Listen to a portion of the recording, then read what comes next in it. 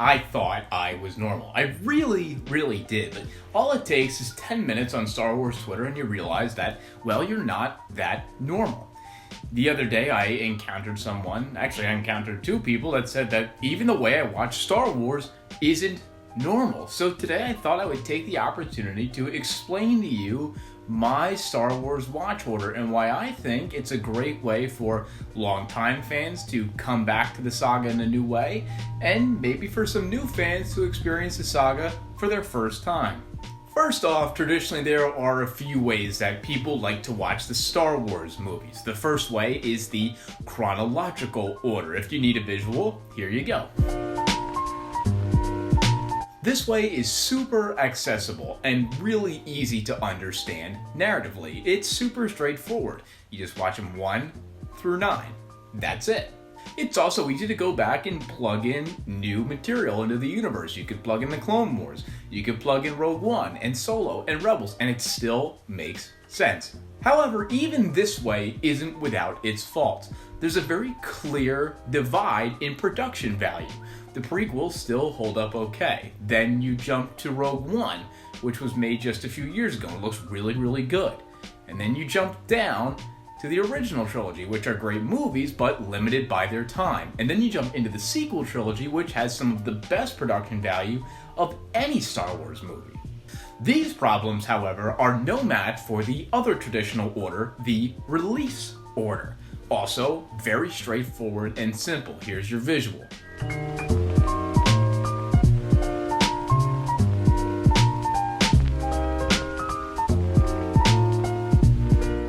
As you might have guessed, it's just you watch the movies in the way they were released in theaters, from A New Hope through A Rise of Skywalker.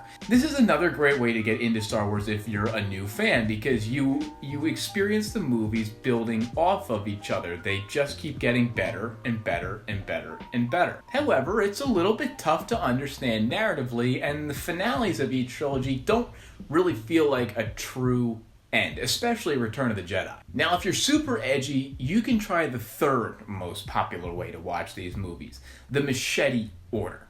A guy named Rob Hilton invented the machete order way back in 2011, and here's how it goes. A New Hope, Empire Strikes Back, Return of the Jedi, Attack of the Clones, Revenge of the Sith. Now hold on if you're screaming at your screen and saying, "Talking with my hands, you forgot the Phantom Menace." I didn't. That's the order. There is no The Phantom Menace in the machete order because he didn't believe that it added substantial amount of plot development to be added into the Star Wars universe. You'll also notice that there is no sequel trilogy and no added other films into this order because it was made in 2011 before the Disney buyout of Lucasfilm. And I'm not going to mince Rob Hilton's way because I think if he couldn't be bothered with The Phantom Menace, he definitely couldn't be bothered with new Disney Star Wars. Okay, let's get into the order I subscribe to, which apparently is pretty uncommon because I've had a couple of separate combos about it and how it's really weird. But it's got all 11 films and it plays out like a crazy TV show. Alright, so let me lay it out on screen right now. Digest it, look at it, think about it. Alright, that's enough. Let me go back through what I call the flashback order. It starts off pretty tame. A New Hope and The Empire Strikes Back. They're my two favorites, and they're probably the two best. They both get you invested in the most important characters, they both get the conflict going, and they both build the universe of Star Wars really, really great. They're also two very straightforward movies, very easy to understand. But at the end of Empire, the audience is left with history's best cliffhanger ever. No, Luke.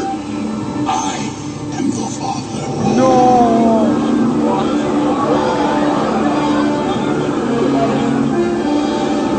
I think it's only right that we go back in time and see how Obi-Wan's story he told Luke and Vader's reveal meshed together into one story.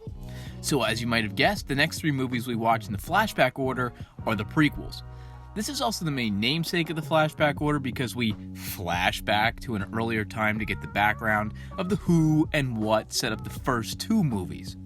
After those, we jump back into Return of the Jedi, a true finale performance. The culmination of everything we've witnessed so far. Anakin's rise and fall, and the rebellion versus the Empire. I think it's a legitimate gripe of Return of the Jedi now that it isn't a true ending anymore. But I think this way makes it feel a little bit more like a conclusion. After Return of the Jedi, we watch Rogue One.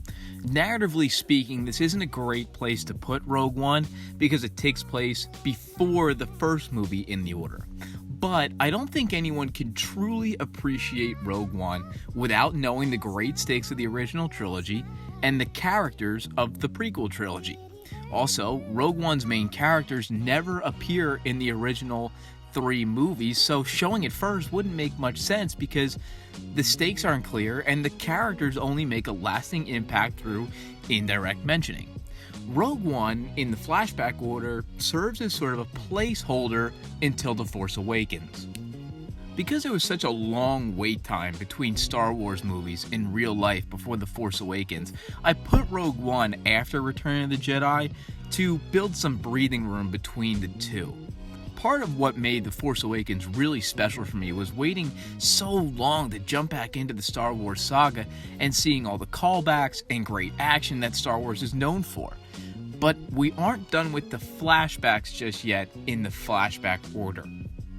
Right after we see Han's death in The Force Awakens, I think it's only right that we jump back and watch Solo to see what kind of person Han was before all of this went down. Solo also serves as a sort of time gap of sorts, just like Rogue One. The Force Awakens and The Last Jedi seem like one wild weekend in the Star Wars galaxy. And while that's something that is clearly unique and compelling about the movie, it's not something that I necessarily enjoyed. So seeing Han's past is a good way to look back into a character that we thought we knew, but truly didn't, before we jump into the next film. So now we make our run to the finish.